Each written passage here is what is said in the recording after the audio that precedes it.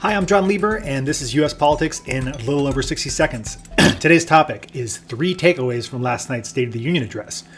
My first takeaway is that Biden hasn't backed down at all from his aggressive and very progressive agenda, listing off a series of policies that excited Democrats but are really non-starters with Republicans. From gun control to immigration reform, none of this is going to happen because Biden lacks the votes in the House and definitely in the Senate.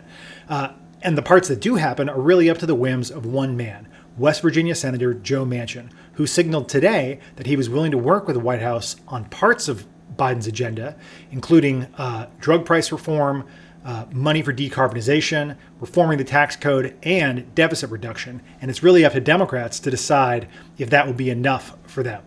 The second takeaway is that Biden's guests, as always, tell a story. He featured in the First Lady's box a steelworker, a diabetes advocate, a COVID nurse, a war widow, a Native American. The 2 that were most interesting to me, however, was 1, the CEO of Intel, the semiconductor company, and 2, the whistleblower from Facebook.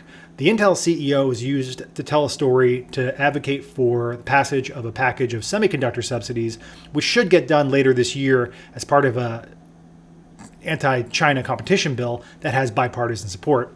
The Facebook whistleblower is a woman who released a bunch of documents to Congress that talks about the harm of social media to kids and how the companies know that it's doing harm. And Biden used her as a platform to talk about support for more mental health funding and strengthening privacy protections for kids, something that could happen on a bipartisan basis if they find the right way to do it.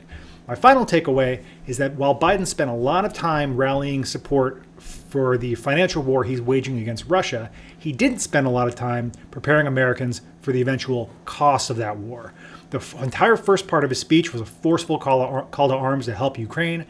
And this financial war that Biden is waging is popular for now, but these actions are going to have a price for Americans in terms of higher energy costs and potentially future supply chain snarls.